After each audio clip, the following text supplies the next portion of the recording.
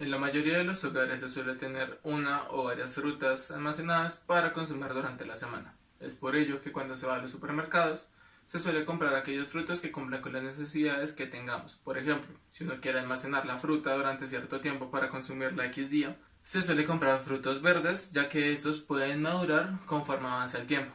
Por el otro lado, si queremos comprar el fruto para consumo inmediato, se deben comprar aquellos frutos que ya estén en su estado óptimo de maduración.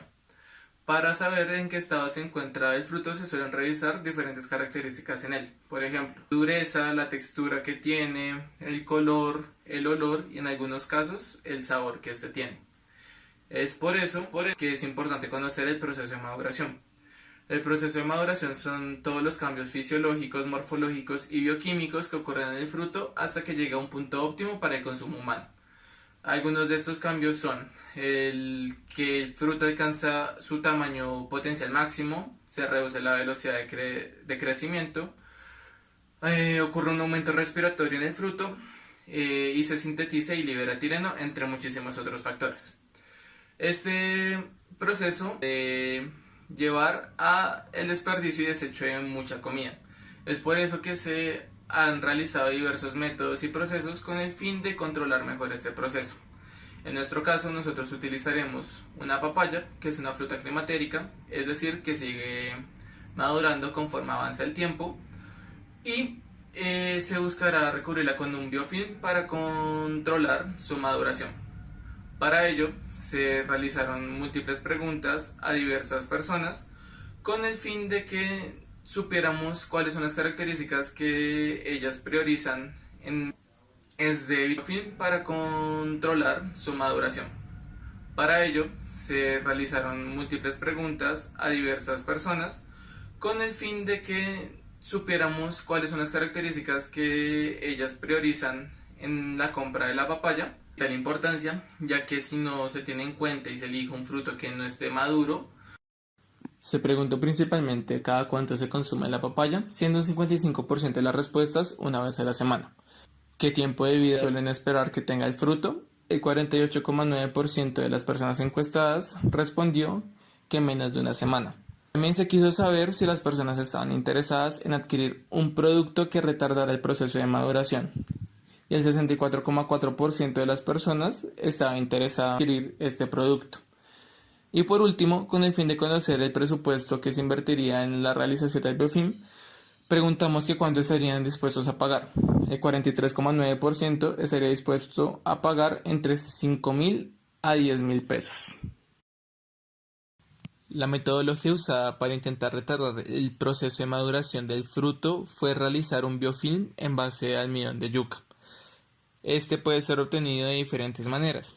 Una de ellas es rallar la yuca hasta obtener una cantidad considerable y posteriormente con una tela limpia exprimir varias veces la yuca rallada hasta obtener 20 mililitros de este zumo. Posterior a eso, se diluye con agua para así obtener el porcentaje requerido del 2 o el 4% en nuestro caso. Ya con la solución preparada, se cubrieron las papayas y una vez aplicada la solución en estas, se procedió a guardarlas en sitios diferentes. Una se llevó a un lugar con refrigeración y la otra se dejó a temperatura ambiente. Durante 8 días las dejamos en almacenamiento. Al terminar este tiempo, se procedió a retirarlas de los lugares donde se guardaron y verificamos cómo se encontraban en términos de textura, olor y sabor.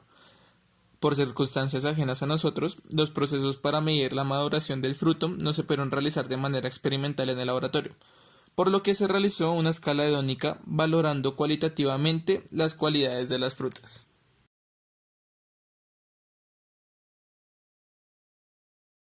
La reacción que describe el sistema es una reacción de oxidación y para la papaya se asumió una geometría cilíndrica. Por lo tanto, se tiene que desarrollando los términos del balance de la envoltura, tenemos que el flujo de oxígeno por el área evaluado en R más delta R menos el flujo de oxígeno por el área evaluado en R igual a R menos la constante de reacción por la concentración de oxígeno por el volumen de la envoltura es igual a cero. Desarrollando los términos y tomando el límite cuando delta de R tiende a cero, encontramos que la derivada respecto al radio de el flujo de oxígeno por el radio menos la constante de reacción por la concentración de oxígeno por el radio es igual a cero. Luego, tomando en cuenta que el flujo de oxígeno es descrito por la ley de Pseudo-Fick debido a que es un medio poroso y que es una fruta climatérica, encontramos que la ecuación diferencial que describe el sistema es una ecuación diferencial de Bessel. Desarrollándola, encontramos que la constante de Bessel A es igual a la constante de Bessel P, que es igual a 0. La constante de Bessel C es igual a 1. Y la constante de Bessel B es igual a la raíz de la constante de reacción sobre la difusividad efectiva.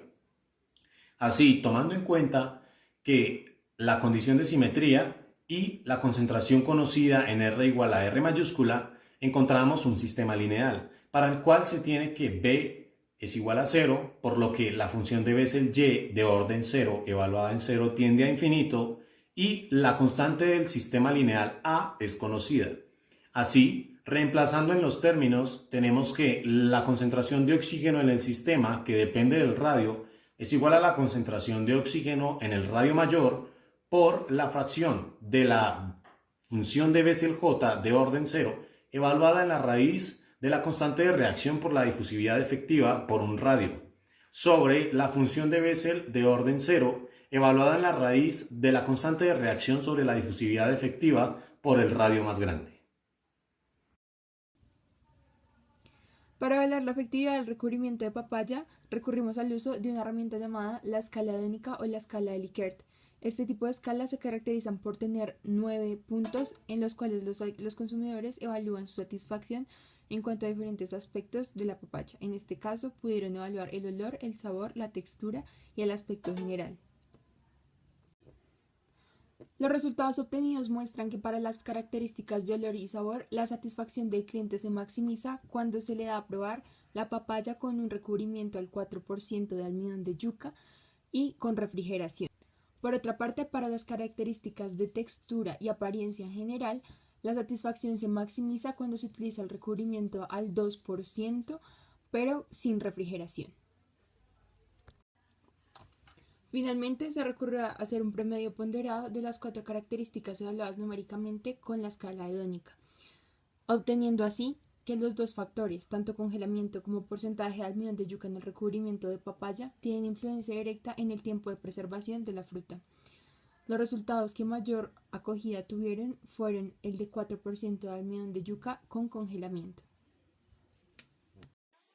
Por lo anterior, es posible concluir que el recubrimiento para la papaya fue completamente efectivo, de tal manera que prolongó la vida útil del fruto por al menos 7 a 8 días, conservándolo así con una textura, olor, sabor y apariencia general agradable al consumidor. Tuve la experiencia de participar en el experimento de la papaya no refrigerada. ¿Cuál es el resultado? La textura permanece, pero al probarla el sabor no es tan aceptable.